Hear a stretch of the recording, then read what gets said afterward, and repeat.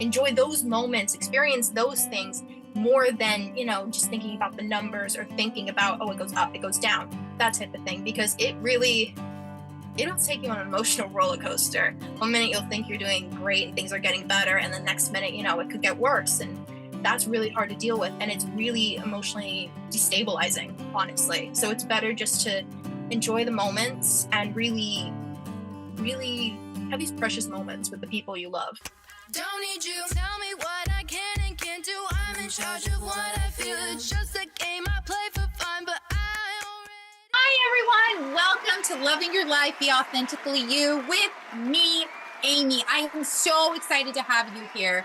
Thank you for joining me for every episode that I've had. Thank you for the comments, the likes, the subscriptions, everything. It really means the world to me. And I hope that what I'm saying and I'm helping you through your journey of whatever you may be going through in life. It's all a journey and we are all in this together.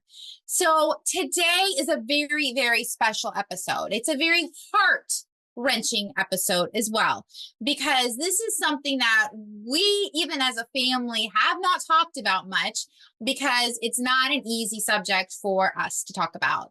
This is part 2 of my cancer journey, but I have beautiful special guests on, which are my beautiful children. We have John, who is 16, and we have Grace, my daughter, who's 18, which actually is True Istina, musical name. And if you liked the music at the beginning, that's her singing. So go check her out, which we'll talk more about.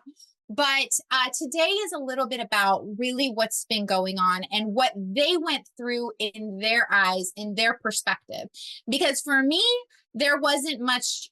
I was just in the hospital. I was in the hospital for a month and a half. I was in pain. They all of a sudden just didn't see me. I don't think they really knew what was going on. I was talking to them, but couldn't even tell them really what was going on till I even knew really what was going on. So this is in their eyes. So first, I want to introduce you to my son, John, and I want him to just tell you, John, when mom was, well, you didn't really know what was going on. All of a sudden, mommy's in the hospital and you don't know what's going on. What were you thinking? What were you feeling? Did you have any ideas? I was very just in a awful place. I was sad a lot of the time.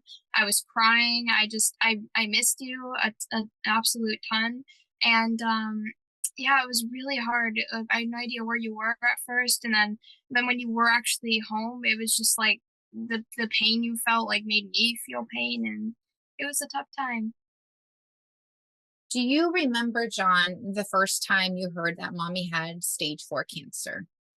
I believe so, yeah. It was like a year ago or something now, and it was really hard to to hear that, and I was like, "Oh my gosh." It was a lot. So what were you thinking inside when you heard that? I was very sad, but I also felt hope. I knew you could get through it.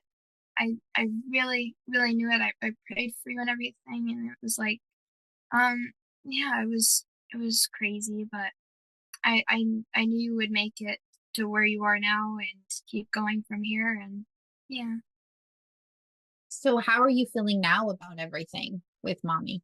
I'm feeling a lot happier. I'm glad you're not in pain as much anymore, because there's one day kind of recently, like a couple months ago, where I was just at school and just started breaking down because the night before you went back into having really bad pains at night when you were laying down, and it was really scary. So emotionally, how are you handling this? What do you think is helping you through this? Because I know that this was a shocker. It was a shocker for me. It was a shocker I was scared to tell you guys. I didn't want to say anything. I wanted to ignore it. It's not really here. I'm in my candy land. I wanted to ignore it and I couldn't ignore it. And I had to tell you. And I think the first time I really told you was on Mother's Day in the hospital, when I got the surprise of you guys coming to visit me. And the first time I saw you from that moment. So from that moment, how have you been dealing with this emotionally? There's three main things. Hope, prayer, manifestation. Well, four things: hope, prayer, manifestation, and what was the last? Sorry. I don't know. It was just sorry, I'm blanking. Well, it was mostly hope. I knew you could get through it, and yeah, it was mostly that, yeah. Yeah.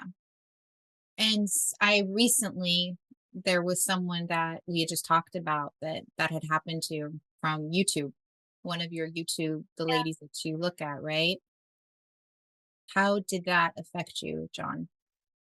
that scenario, I don't know, it just kind of woke me up. I was like, this is a real thing and it's scary. Like all this. It was like a Minecraft YouTuber that I watched a lot, and he was one of the best in the world at the game that I personally love. And then seeing that him pass away at like an age of like 20 something was just, it was crazy. And I realized you have the exact same thing. And the fourth thing I was mentioning before was positivity. You have to stay positive about this whole thing. Or this will be, it will be a lot harder to handle. And yeah, I wanted to feel happy. When I felt happy, I like knew you can make it through this. And then finally when you started feeling happy, that made me really happy. Mhm. I knew. I mean, I'm going to pull through. I'm going to make it. I'm going to fight through this, and we're going to make the moments last, the moments that we have, the moments that we're together. And I think in all, what do you think, John? It made our family stronger, 100%, yeah. you know, more love, more caring, more every day is special. Every day is a gift and it's not something to take for granted. I completely agree. Yeah. So Yeah. so proud of you, Mom, for making it this far, and I know you'll go much farther than here. Thank you. Thank you. So tell me, John, I want to know if what would you tell other children or families that, children, let's say that their parents are going through the same thing. What would you say to inspire them, to help them get through it, to give them that support? I would say stay positive as much as you can, and don't be afraid to let your emotions out, because keeping them inside is it's really mentally challenging. So just Mhm. let them all out. Yeah. And that we'll get through it, right? Yeah, We'll get through it. just know that whatever your situation is, it will be resolved in the best way possible. And yeah. Right. Do you still worry about it when I go to my doctor's appointments and I do all my treatments and things like that? Yes, I do. Just seeing how many times you have to go, also how many vitamins you take constantly, it worries me. And yeah, it's crazy. But I'm trying to stay as positive as I can be, and continue to have my own life on top of caring about your life as well. So that's my main advice. That's good. Well, I always want you to have your own life. I want you to have your friends. I want you to have your acting. I want you to do all of the stuff that you love to do because that is your journey. And I never want my journey to affect your journey because I love you and I always want the best for you. I love you too, Mom. I want the best for you too. I love you. All right. Is there anything else that you can think of that you would want to say to the people watching this today? I will say that whatever situation you're going through, you're strong, your family is strong, and you can make it through this any way you can, and it'll work out. You can make it through this. Very good. All right. Well, I love you, bud. So now we're going to go to my daughter, my 18-year-old daughter, 18. Oh my goodness. Okay. So Grace, True Istina. um, what, how was I want to hear your thoughts from the beginning what you were thinking when I was diagnosed and when you heard all of this. In the beginning, wow, that was a long time ago. Okay. What part of it? So let's say, because I mean, all of a sudden I'm here and I'm with my friends and I'm hiking and I'm all good. And then all of a sudden I got this pain and I'm in the urgent care, the ER, the hospital. And, you know, we all know my ex-boyfriend who became my friend he came, my, my ex-boyfriend, who's my friend, who was my ex-boyfriend, actually became someone that actually took care of me. And all of a sudden I'm gone and I'm out of this whole thing. What was your thoughts on that? Honestly, at first it was not that bad, just because you've had the bone tumor and like you've had things with your thyroid before and your pelvis and things like that. So it's not like this was the first like hospital visit that we'd like seen, but after it was about a week, I started to get a little bit worried because I'm like, I knew the pain was first of all intense, Mhm. extremely intense for you to go to the hospital because I know you'd had the pain on and off before you would actually went to the hospital. So when you did, I knew like that, it was pretty bad. It was enough where you couldn't walk anymore, you couldn't drive, you couldn't move. And that became a little bit scary, honestly. But like I said, because you had the bone tumor and you've had major like surgeries on that before and like that type of thing, at first it was just like, oh, this just could be another thing like that.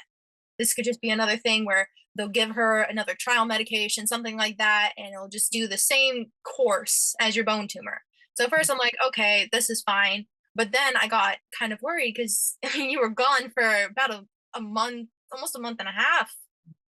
And you went to like two different hospitals and to the emergency. And like, then it became a little bit more scary. And then also because of COVID, like I was a minor, so I could not come see you. So that was also something I'm like, okay, what the heck is going on? Because I can't even see you. So it has to, first of all, be bad enough. And second of all, I have no idea what's going on because I can't be there to like understand anything or talk to doctors or anything like that. So I was kind of like in the dark and I'm just like, okay, I guess this is my new life. I don't know. Like at first, it was really, it was hard, honestly, because like it went from like one day, like everything just being completely normal. And like I'd seen these like pains you were having like in your pelvis and stuff before. Like it had happened, but it was never like lasting this long and it was never the severe. It was just like kind of came on and off. So like at first, like, it could just been like a muscle spasm or something like that. Like that's kind of what it seemed like until it became more serious. Believing Before Seeing, a new bestseller by Candace Barr. Order your copy today. Right. Do you remember the first time that you were told that I have stage 4 cancer? It was the first time I saw you after you went to the hospital on Mother's Day, and I wasn't really told. I was kind of like, they think I might have this. So I'm like, I didn't want to say it. I didn't want to put it into the world of, yes, this is what I have. I was ignoring it, but I wanted to just explain to you this is serious, but I didn't want to scare you too.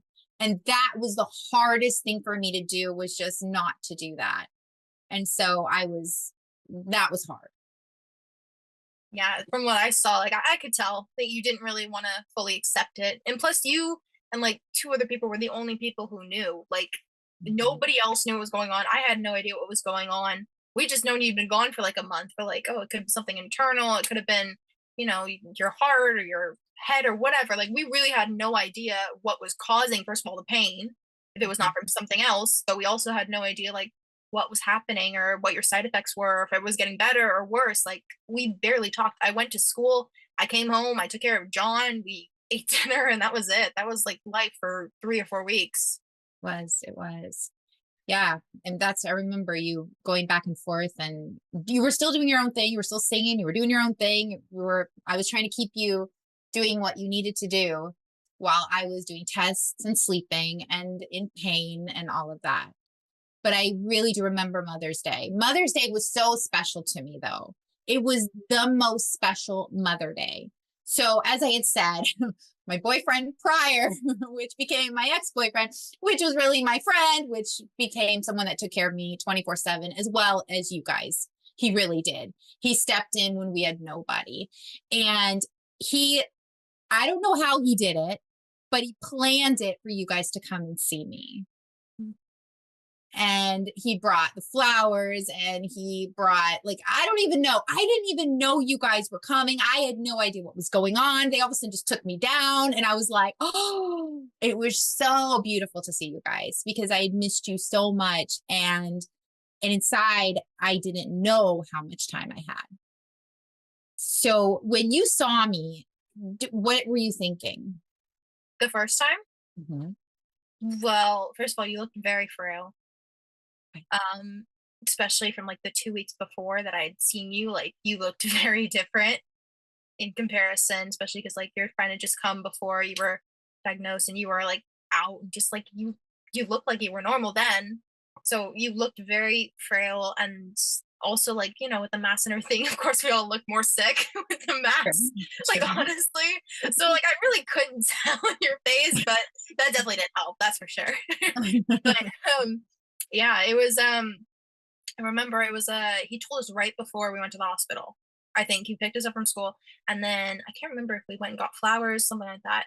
And then we came and saw you for Mother's Day and we were told that day that we were going to be able to see you because like we hadn't seen you in like 2.5 weeks already and like we really had little to no contact because you had anytime we tried to call there was like a doctor coming in or a nurse coming in or something like that or a test to run or she has to go get this done or blood work or things like that. So we barely talked, especially with like my school schedule. So when we first saw you, at first it looked just kind of like you were just sick in the hospital, like you would like I said, it kind of just looked like what happened with your bone tumor before. It kind of looked like, you know, you were just tired and stuff like that, which I mean that makes sense. You've been in the hospital for like 2 weeks, which is a very long time though, and that's like the one thing that's like putting the pieces together.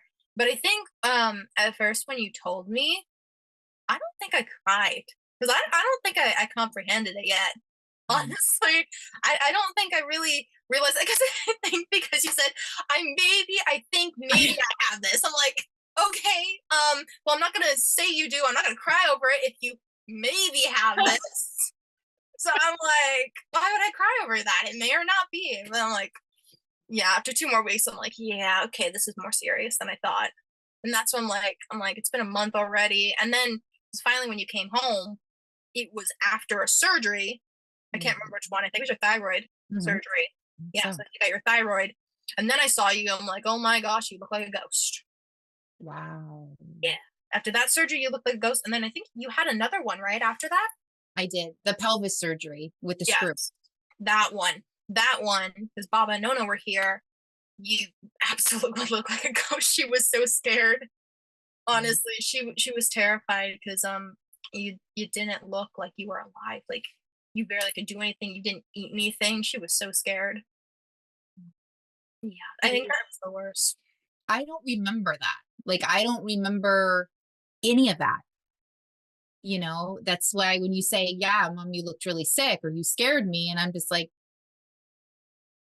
I was in bed. Like I didn't think of anything that, you know, what you were going through. So how were you feeling at that point when you realized what was going on? Well, I mean, surgeries are always scary. It was kind of worse with these surgeries though, because they were just kind of thrown upon me. I'm like, I think I got called in school like 3 times. Your mom's going into surgery. I'm like, okay. And like, nobody told me nothing. I knew nothing until like these surprise surgeries they had, because I mean, they scheduled them really quickly. So I'm like, okay, I hope she's okay. I hope she makes it through. I don't know. I haven't seen her in like 2 weeks. That was the worst thing, is when you went into surgery, I was not able to see you. And I had no idea like if you would even make it through surgeries. Like I had no idea. I had no idea how like severe these surgeries were. Like I said, I talked to no doctors, no nothing. Like I knew nothing.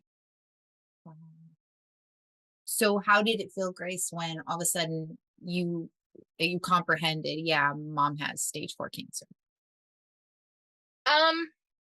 At first it wasn't too bad, and then I found out it was multiple spots. And that's when I got a little bit more scared, because I'm like, one spot, okay, that's a little bit more, you know, you could deal with that a little bit. That's something you can treat. That's something where it's not too bad, but it's just like, you know, because they first found one spot. But it was after they found the other ones, I'm like, oh, okay, so this is a lot more intricate than we thought. This is a lot more complicated. I'm like, oh, that's great. Love that. But honestly, I think it was really hard when I finally started comprehending it. But I kind of like comprehended it in like sections almost. So like the ones on like your pelvis and your rib and your back, like those I started to like notice more like when you went to radiation. And then when you did the surgery, I'm like, okay, so the one she has one in her pelvis. Like it was more like they came like almost in sections of like me noticing that you had like this cancer. Of course, like when you couldn't walk anymore, like that was a big telltale sign. But with the others, it was almost like the emotions kind of came in like clusters in a way, if that makes any sense. Okay. Yeah. So what were these emotions like in these clusters? Um, I think at first the uncertainty was absolutely terrible, and I think it was worse because I started with that uncertainty. Like I had no idea what was going on in the beginning, and then I was told nothing, and then there was these surgeries, and then just you can't walk, and I'm like, okay, what just happened? And I wasn't able to really talk to anyone about it because nobody really knew what was going on. I mean, like even like the doctors, like you got your results like barely ever because they didn't even know, which is why you're in the hospital so long. But it was hard, but it was the hardest because I didn't really know anything. And then when I started to know things, it was difficult because I didn't have details and I didn't really understand like severity or anything like that. Like I said, I talked to no one during that time. So it really was just like, oh, she has cancer. I'm like, okay, what does that even mean? Because there's like, there's layers to it. There's some more common cancers and there's more, like there's breast cancer awareness month, like things like that. There's more cancers like that. I'm like, what kind of cancer is this and what does that mean? Right. Right. That's very hard. So as we're wrapping this up, I really want to, first of all, we were on the Jennifer Hudson show and you explained your story and here's a clip of it. Okay, guys, tell me what's your names and where you're from. My name is True Istina, and I'm from Sherman Oaks. Nice to meet you. And you are? I am Amie Yaniak, and I am her mom, also from Sherman Oaks. Aw. Well, thank y'all for coming to join us today. Did you have a good time? Oh, amazing. It was incredible. I love that. Such a wonderful time. I'm so happy to hear that. And she is my rock. She is your rock. Yes. You want to tell us why she's your rock? You want to tell him? Not really easy, but my mom has stage 4 thyroid cancer. Diagnosed. Oh, I'm gonna cry. Oh, I don't cry. And diagnosed last year, and it's been an up and down. We're doing this for a third time. She took a day off of radiation, and it's a battle for sure. It's not easy, but she supported me through everything, and I love music. I'm a singer-songwriter, so she's supported me through all of it, so I'm here to support her. That is so beautiful. And we're so grateful for you, Amie, and your beautiful daughter. Thank you. Y'all get in here. Aren't they awesome? Thank you. Oh, my goodness. Well, since I want to leave you guys on a high note, and you both are here, I think it's an extra special day that you chose to spend your day and your time with us. And I think it's so amazing that you support your mother the way you do and that you are here. It is a blessing to have you here. And we want to continue to celebrate you. Is that all right? Yes. All right. All right. You two are so strong. And I know you both love Mariah Carey, and she's on tour right now. So, well, I think you two deserve to enjoy an unforgettable evening together. So I'm giving you guys 2 tickets to see Mariah Carey live. And I hope it lifts your spirits and your spirit. And I hope it inspires you. Y'all be blessed. You stay encouraged. You stay encouraged. And you hold on to your mama. You hear that? Get him a hand, guys. Oh, my God. This is what it's about. God bless you. Thank you. And now I want to just go back with that emotion, because you really shared your emotions on that. So what would you say to anybody dealing with the same thing your mom has, or any kind of illness, and your child just trying to get through day to day? What advice can you give? So going through this for as long as I have since the beginning and kind of seeing it all play out, as much as people would tell you like to have hope and stuff like that, yes, that's important.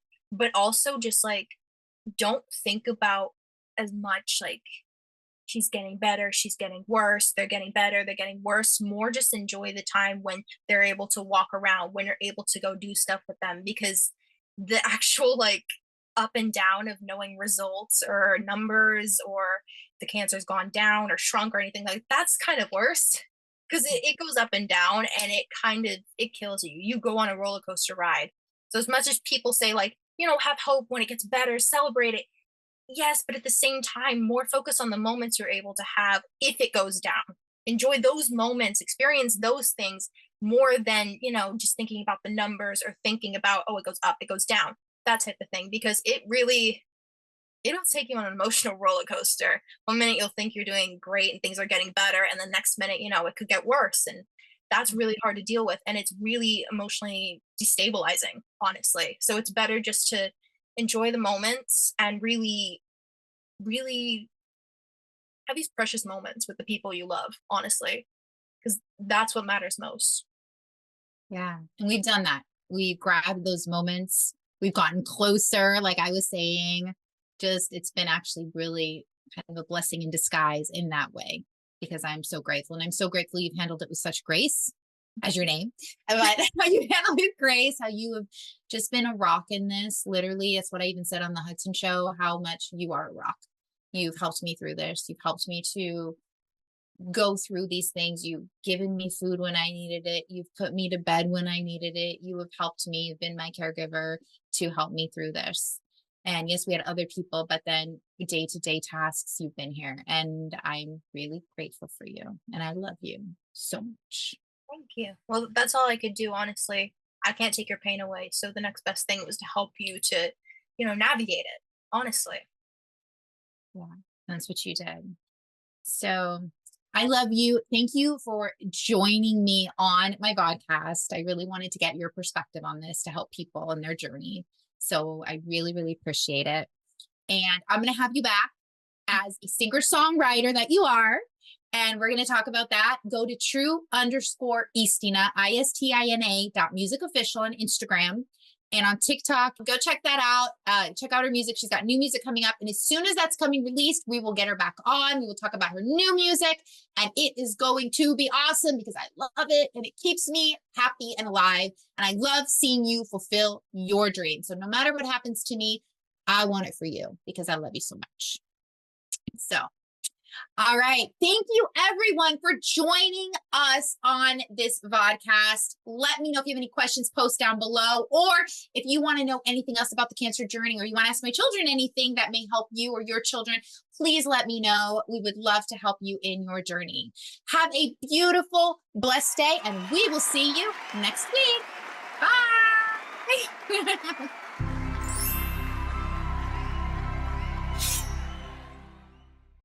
Don't need you. Tell me what I can and can't do. I'm in charge of what I feel. It's just a game I play for